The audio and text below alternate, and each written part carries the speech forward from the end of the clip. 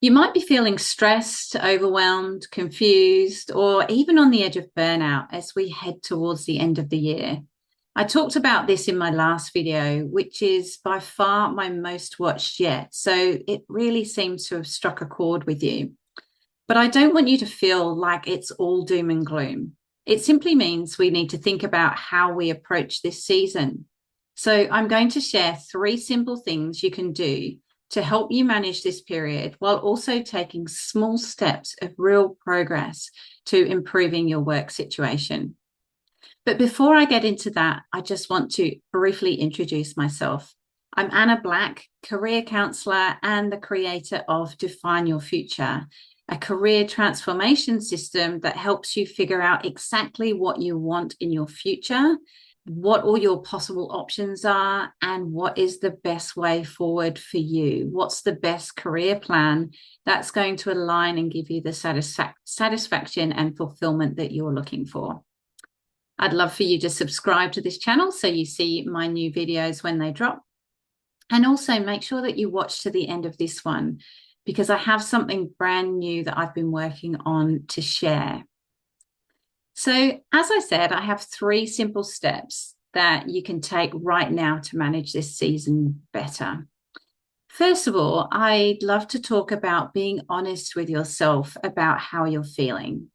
Now, so often we judge ourselves really harshly. We put pressure on ourselves to suck it up, to focus on the positives, to be grateful for what we've got, or perhaps to just be more organized or work harder or do more research. It's so important to acknowledge how you're really feeling. You might be feeling flat, exhausted, just over it. Reflection isn't self-pity. It's critical to understanding what's going on for you, to help you stop your mind from spinning, to stop you second-guessing yourself. Fighting this is simply a huge drain on your emotional energy. I'm not saying to wallow in, the complaints and the woe is me forever, but giving yourself permission to feel what you feel without judgment is really therapeutic. And once you do that, you find that you can move through those feelings quicker. So give yourself a break, be really honest about how you're feeling. You can also get an objective view of how your work is making you feel. You can take my free career match quiz, and that will give you a score indicating how well your current work fits your priorities. How well does it suit you? That will give you a really great indication of whether you're aligned with your work or whether it's maybe time to make a change. So that's my first point. Be honest about how you're feeling and accept that, be kind to yourself. My second point is to learn to assess what's within your control and what isn't. And I was given this advice many years ago, and I have been really resistant to it. I'm, perhaps a bit of a control freak. And I like to feel like I can change anything in my life that I want to. But the reality is we can't. And the more I remind myself of this, the more I think of that, the serenity prayer. Grant me the serenity to accept the things I cannot change, courage to change the things I can, and wisdom to know the difference. The more I reflect on that and the more pragmatic I get, the better my life is. The purpose of that prayer and this thinking is literally to help you navigate uncertainty. There's so much uncertainty in the world. If we try and control it all, it's just a recipe for frustration and exhaustion. Okay. So I'd encourage you to literally get a piece of paper, write down the things that are frustrating or overwhelming you, and work out which are in your control and which aren't. And those that aren't, let them go. Don't let them take your energy or brain space. It's just not worth it. Focus on the things you can control. And when you're thinking about your career, actually a lot of things are in your control. If you really can't stand your job, you can actually choose to leave. You can choose to do something different, or you might be able to choose to do your job differently and make changes where you are. So challenge yourself a little bit and really test what's within your control and what isn't. That's my second point. Reflect on that and practice thinking about what's within your control and what isn't.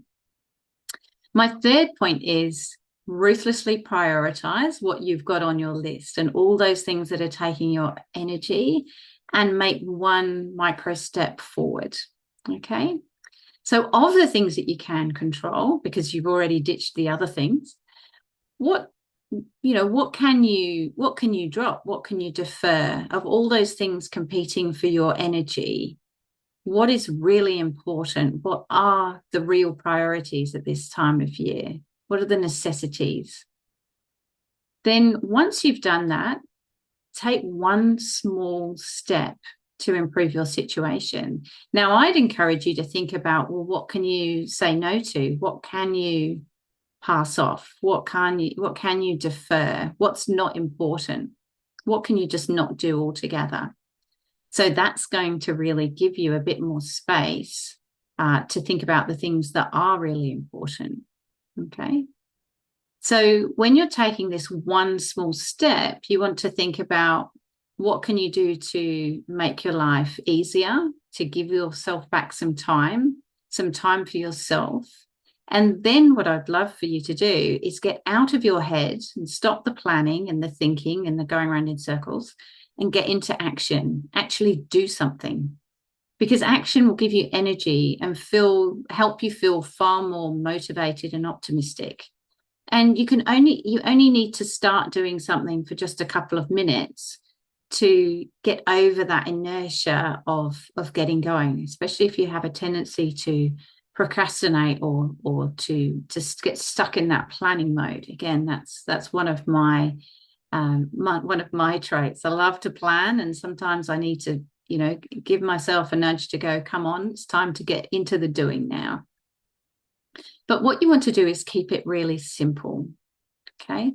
So if you think about, well, what's one thing I can do that's going to make me feel better in my work? What's going to help me take a step forward?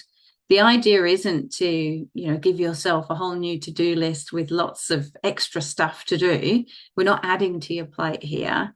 What we're doing is identifying small steps that will have a really big impact. So, for example, if you're considering taking a course, but you're not sure about it, you can't decide, and you've already been thinking for hours and hours about whether you should do this or not, what you could do is find one person who's done the course, reach out to them for a chat, and maybe a 10-minute conversation would answer your questions and enable you to make a decision.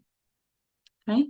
Or if you've been considering, changing your conditions at work, so perhaps going part-time or asking for some flexible arrangements, but you've been putting off having that conversation. And again, that's been on your mind and it's been taking up brain space. So all these sorts of things can drain us and can make life heavy.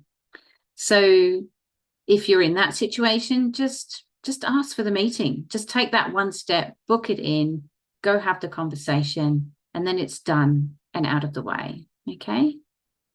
Or if you're like my clients, when I first start working with them and you don't know what you want in your career, what you could do is check out my Your New Chapter series that's coming up over the Christmas period. So this is a free guided reflection and exploration for professionals who are ready to do next year differently. I'm going to be running it from the 26th to the 30th of December.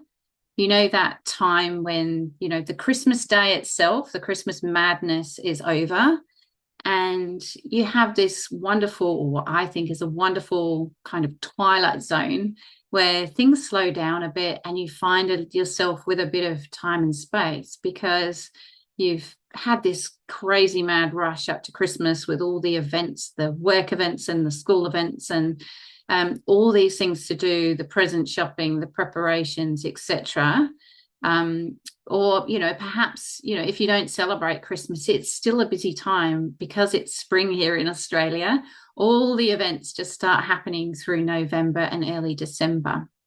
And when you get to that, you know, essentially Boxing Day, the day after Christmas Day, there's nothing to do. And I just love that period.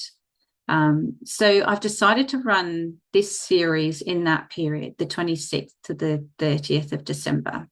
And what I'll be doing is sending out a daily email with a short video and a simple 10-minute activity to get you thinking about your future. So the idea is to reflect and reset on what do you want next year to look like, and not just next year, but beyond. Okay? So take a look at that, register for that. That is one small step that you can take now that when the 26th comes around is going to pay off dividends, because I'm going to be guiding you through these incredibly valuable steps to set the foundation for next year. So to recap, my 3 pieces of advice, the 3 steps you can take right now to manage this time of year without burning out and exhausting yourself, and still making progress, because we've still got 5 or 6 weeks till the end of the year. First of all, be honest with yourself about how you're feeling. You know, don't dismiss your own feelings. Just be honest, move through the feelings, accept it. If you want that objective view, then take my career match quiz. That will give you an idea of where you sit in terms of your relationship with your work. Secondly, learn to assess what's within your control and what isn't, and be, you know, ruthless about that.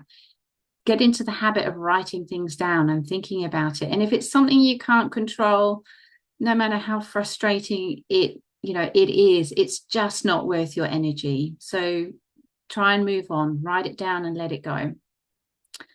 And if it is within your control, what I want you to do is ruthlessly prioritize and really challenge, you know, what is necessary. You know, is this important? You know, can you reschedule things? Can you pass things off? Can you choose not to do things? How can you lighten your load through this period? And then take just one step forward. What is something that you can do that is going to pay off, that your future self is going to thank you for? And it can be really small. Okay. So I suggest you save this video for the end of the year to reflect. You can take my quiz, as I mentioned, to get that objective view of your career alignment, and register for your new chapter, for that reset and exploration of what your next year and future years could look like. With the right process and support, you can find clarity and confidence to move forward. And as I said, please do subscribe so that you see my future videos. I would love for you to benefit around this time of year.